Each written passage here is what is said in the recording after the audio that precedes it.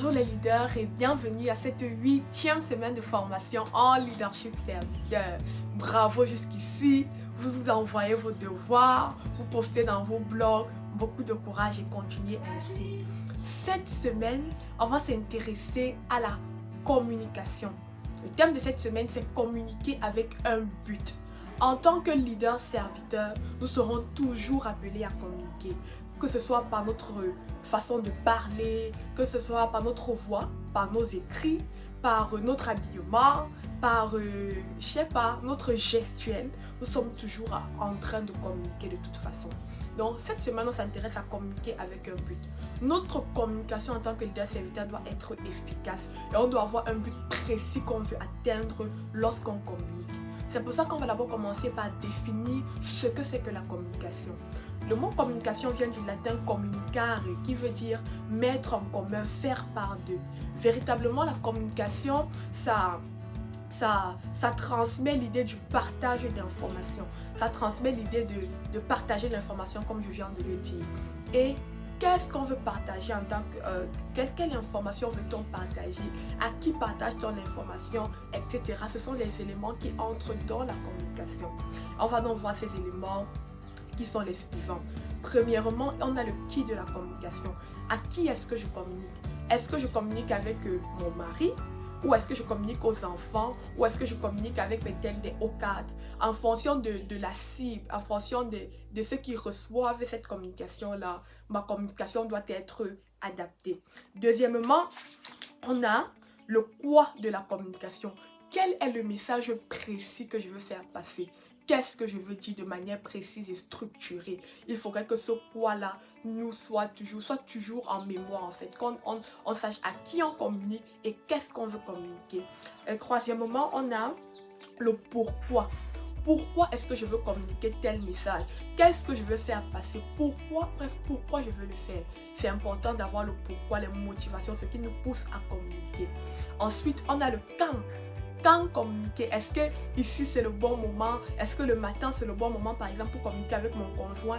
Est-ce qu'en soirée c'est le bon moment pour communiquer avec mes enfants? Est-ce que c'est le bon moment pour parler de tel problème à mon collègue? Bref, il s'agit ici pour nous en tant que leader serviteur de comprendre le timing de la communication. Et on a le comment communiquer. Comment est-ce que je vais agencer mes propos?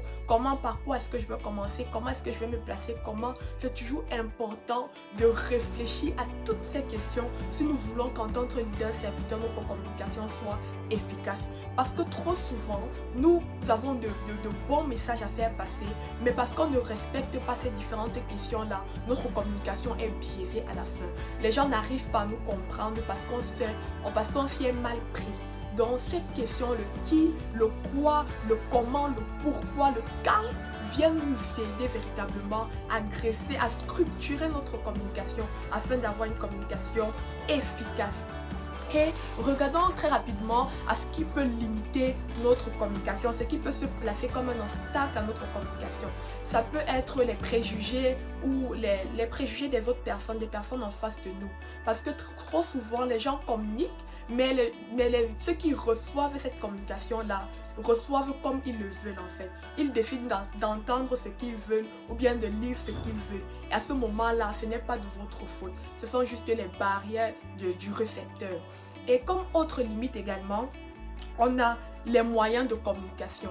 Parfois, les moyens de communication ne sont pas les bons. On utilise par exemple un vocabulaire tellement châtié, la personne est juste perdue. Vous parlez à des jeunes, mais vous utilisez un vocabulaire qui est trop élevé pour eux. Donc, il est important d'être simple dans notre communication. Dire simplement ce qu'on veut faire passer et ne pas en faire trop, être vraiment simple. Et comme autre limite également, obstacle à notre communication, il y a les distractions. Vous parlez, il y a du bruit tout autour de vous et les gens n'arrivent pas à saisir ou à distinguer clairement ce que vous voulez faire passer comme message. Un autre point encore, ce sont les faibles compétences en écoute. Ce sont des limites à votre communication. En tant que leader serviteur, on doit être apte à écouter les autres. Et notre écoute ne doit pas juste être basée sur le fait qu'on veut répondre après. On écoute même parce que la personne veut dire. On attend que la personne finisse de parler pour renchérir parce qu'on a déjà nos idées préconçues. Non.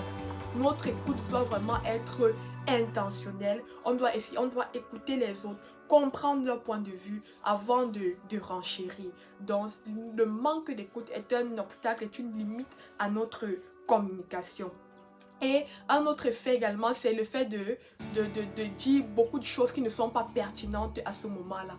Prendre des exemples qui ne sont pas pertinents. Remplir par exemple que ce soit votre document ou votre vidéo de faits qui n'intéressent pas les gens. Et vous leur faites perdre leur temps et vous perdez également à vous votre propre temps. Et après à la fin, les gens s'ennuient et sont lassés.